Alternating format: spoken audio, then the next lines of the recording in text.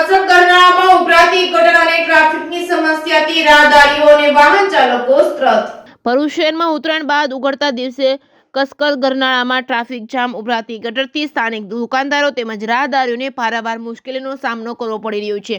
અવારનવાર ગરનાળા નીચે પસાર થતી નગરપાલિકાની ગટર લાઇન ઓવરફ્લો થઈ હતી અને ગંદુ પાણી મુખ્ય માર્ગો પર ફરી વળતા રાહદારીઓ અને વાહન ચાલકો અને દુકાનદારોને પારાવાર ગંદકીનો સામનો કરવો પડી રહ્યો છે। આજની વાત કરવા જઈએ તો ભરૂચના ગરનાળામાં એક ટેમ્પો ફસાતા ટ્રાફિક જામની સમસ્યા ઉદ્ભવી હતી। સાથે સાથે ગટરનું પાણી મુખ્ય માર્ગો પર ફરી વળતા રાહદારીઓ અને દુકાનદારોને પણ હાલાકી ભોગવવાનો સામનો કરવો પડી રહ્યો છે। જો કે આ સમગ્ર ઘટનાની જાણ નગરપાલિકાના પ્રમુખ વિભૂતિબેન યાદવને થતાં તાત્કાલિક ઘટનાસ્થળ પર પહોંચી ચોકઅપ ગટર લાઇન બાબતે જે તે કર્મચારીને તાત્કાલિક સૂચના આપી સાફ કરવાની તાકીદ કરી હતી। તો બીજી તરફ ભરૂચ પોલીસ દ્વારા પણ ફસાયેલા ટેમ્પાને બહાર કાઢીને ટ્રાફિકની સમસ્યાને હલ કરવાના પ્રયાસો કરવામાં આવ્યા હતા।